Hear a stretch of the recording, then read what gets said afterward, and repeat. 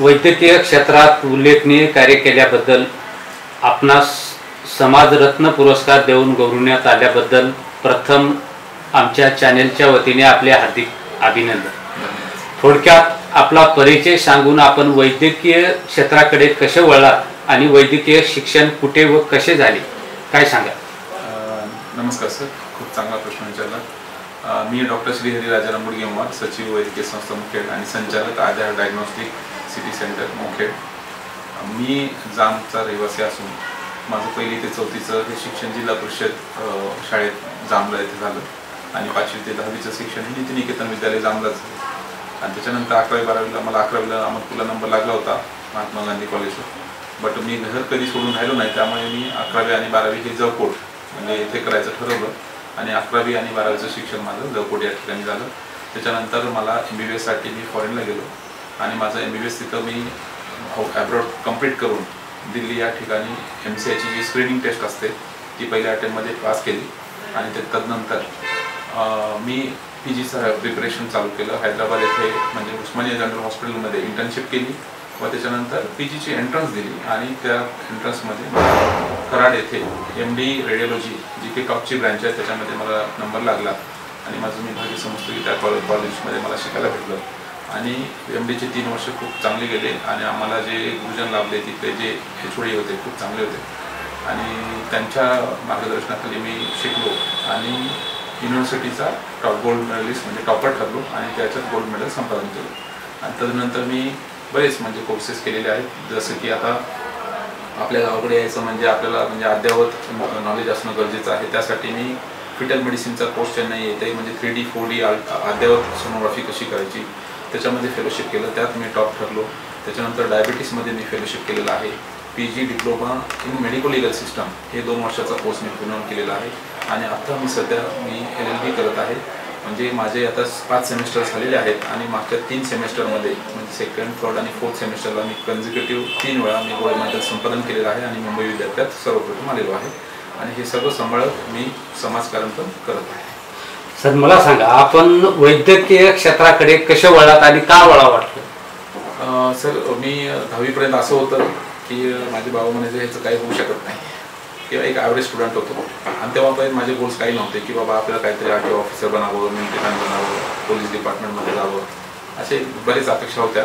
पण जेव्हा आमचे डॉक्टर दिलीप कोंबडे सर आमच्या शाळेत आले नीतिनिकेतन विद्यालय, त्यांच्या एका भाषणाने मी प्रेरित झालो आणि मला कळालं की अरे समाजामध्ये डॉक्टरांना खूप रिस्पेक्ट आहे आणि आपण पण सरांसारखं काय ते डॉक्टर बनलं पाहिजे आणि मी माझं भाग्य समजतो की म्हणजे डॉक्टर कोंबडे साहेब हे पहिले MD मेडिसिन आहेत मुखेड तालुक्याचे आणि मी त्यांच्याच गावचा त्यांच्यापासूनच प्रेरणा घेऊन मी पण MD रेडिओलॉजी झालो आणि मी पहिला MD रेडिओलॉजिस्ट मुखेड तालुक्याचा ठरलो, हे माझं मी भाग्य समजतो। या अशा पद्धतीनं मला वाटलं की बाबा आपण जर समाजाची सेवा करायची असेल, कारण डॉक्टरांना म्हणजे रुग्ण हे देव मानतात आणि एवढी चांगली म्हणजे संधी आणि आपल्याला त्यांना म्हणजे माझ्या लोकांना म्हणजे त्यांना सेवा देता येईल ह्या भावनेतून मी MD रेडिओलॉजी करायचं ठरवलं।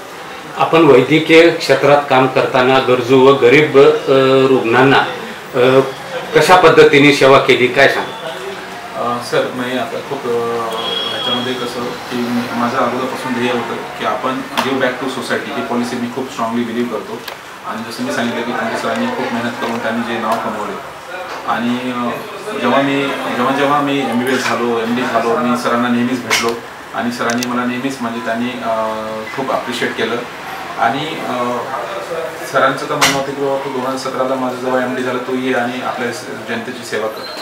तर मी काकांना एकच प्रॉमिस केलं की मला 1 वर्ष टाईम द्या आणि मी पूर्ण जे पण ॲडव्हान्स टेक्नॉलॉजी आहे ती सगळं मी शिकून येईन आणि इथेच आपल्या लोकांची सेवा करेन आणि त्याच्यामागे जो आनंद भेटतो, आता मी हैदराबादला असताना मला लाखोंचा पॅकेज होता, फक्त 8 घंट्याची ड्युटी होती आणि लक्झरी लाईफ होती, ते सगळं सोडून आणि मला आता मी UKची पण एक्झाम्स तेव्हा मी क्लिअर केली होती आणि मला लंडनची ऑफर होती की जे की पॅकेज मतलब महिन्याला मला 8 लाख रुपयाचा पगार होता। ते सगळं सोडून मी गावाकडे येण्याचा निर्णय घेतला।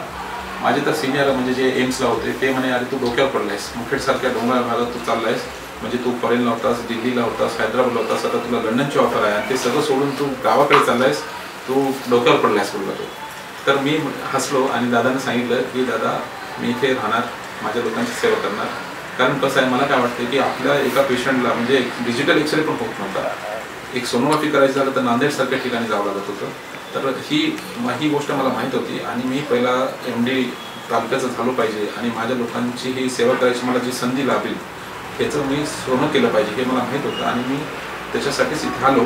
आणि मी जेव्हा आलो तर माझ्या बच्चू म्हणजे ती 10 दिवसाचीच होती. तिच्याच नावाने मी आद्या डायग्नोस्टिक सेंटर चालू केलं. हे आद्या हे माझ्या मुलीचं नाव आहे.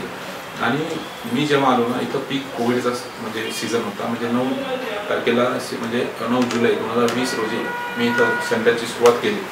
आणि तेव्हा कोविड चालू होता. आणि त्या काळामध्ये मला म्हणजे भयानक परिस्थिती होती. लोकांना म्हणजे खूप परिस्थिती अशी होती की ते नांदेडला जाऊ शकत नाहीत. आणि मी योग्य वेळी इथं आलो. त्यांना प्रत्येक पेशंटला, माझ्या रुग्णांना मी डिजिटल एक्सरे, माझ्या जे पण ओळखीचे आहेत गरीब होतकरू पेशंट आहेत त्या सगळ्यांना मी डिजिटल एक्सरे मोफत करून दिलेले आहेत. त्याच्यानंतर आता आपण जवळपास 2 कोटी रुपयाच्या सोनोग्राफी आहे मागच्या 2-3 वर्षामध्ये म्हणजे गरोदर मातेंना आपण फ्रीमध्ये करून द्यायचं चाललेलं आहे. ह्याचा मागचा एकच उद्देश होता की आपण सोनोग्राफी न केल्या, त्यांनी सोनोग्राफी न केल्यामुळे त्याचे काय होत होते की व्यंगनिदान किंवा व्यंगदोष म्हणजे आपण डायग्नोज करू शकत नव्हतो. आणि बरेच आता आपण अनाथ आश्रमला मी नेहमी जात असतो. तिथल्या मुलांसोबत मी टाईम स्पेंड करत असतो. मला खूप दुःख होतं त्यांच्याकडे बघितलं की. पण मी इथं आल्यापासून आतापर्यंत एक पण अपंग बच्चू जन्माला आलेलं नाही. ते मी माझं भाग्य समजतो की मी वेळेवर निदान करू शकलो आणि माझ्या रुग्णांना मी ह्या पद्धतीने मदत करू शकलो. आणि आता CT स्कॅनचं पण आपल्याला महत्त्व आपल्याला कळालं होतं. आणि आपलं मुखेड तालुक्याचं पहिलं CT स्कॅन आणण्यात पण मी यश संपादन केलेलं आहे. आणि हे माझं स्वप्न होतं की बाबा आपल्या लोकांना CT स्कॅन करायला आपण बघितलं आहे की कोविडमध्ये किती रांगा लावायला लागल्या. तर मी गरीब पेशंटला कमीत कमीमध्ये कधी मोफत त्यांना CT स्कॅन करून सोय आपण इथे करत आहोत. तर आणि सामाजिक कार्य आता नुकताच माझा वाढदिवस संपन्न झाला. त्यानिमित्त मी आरोग्य शिबिर म्हणजे जिथे की जवळपास 50 सर्व प्रकारचे तज्ज्ञ तिथे उपस्थित होते. आणि माझ्या स्वखर्चाने जवळपास 20 ते 25 लाख रुपये खर्च करून सगळे औषधी आणि एकदम दर्जेदार औषधी त्यांना मोफत आपण वाटप केलेले आहे. तसेच त्यांना जेव घातलेला आहे. तर हे म्हणजे मी भाग्य समजतो की आपण एवढं सगळं आणि मला देवानी म्हणजे काहीच कमी केलेलं नाही. पण आपण काहीतरी आपल्याला देणं लागतो आपल्या सोसायटीला. त्याच्यामुळे हे माझं काम चालू आहे आणि मला त्यात खूप आनंद भेटत आहे. सर्वात महत्त्वाचा प्रश्न म्हणजे वैद्यकीय क्षेत्रात उल्लेखनीय कार्य केल्याबद्दल आपणास दैनिक चालू वार्ताच्या माध्यमातून नुकतंच समाजरत्न पुरस्कार देण्यात आला. तर आणि ते बी महाराष्ट्राचे ज्येष्ठ समाजसेवक बाबा आढाव यांच्या हस्ते देण्यात आला विशेष म्हणजे. तर काय वाटते याबद्दल? नाही, खरंच मी जसं सांगितलं सर तुम्हाला की मी कधी मला माझ्यावर म्हणजे विश्वास बसत नाही की हे चमत्कार समजतो की माझ्यासारखा एक जो ॲव्हरेज मुलगा की जे लोक म्हणायचे की याचं काहीच होऊ शकत नाही, तो म्हणजे एक MD बनतो, गोल्ड मेडलिस्ट बनतो, LLB गोल्ड मेडल संपादन करतो. आणि एवढं सगळ्या लोकांच्या मनात आता आपण जागा निर्माण केली आपल्या रुग्णांच्या मनात. म्हणजे मला वाटतं की हे माझं भाग्यच आहे. आणि मला अनेक समाजातून म्हणजे कोविड योद्धा म्हणून पुरस्कार भेटला, भारतीय सेवारत्न पुरस्कार भेटला, नांदेड भूषण पुरस्कार भेटला.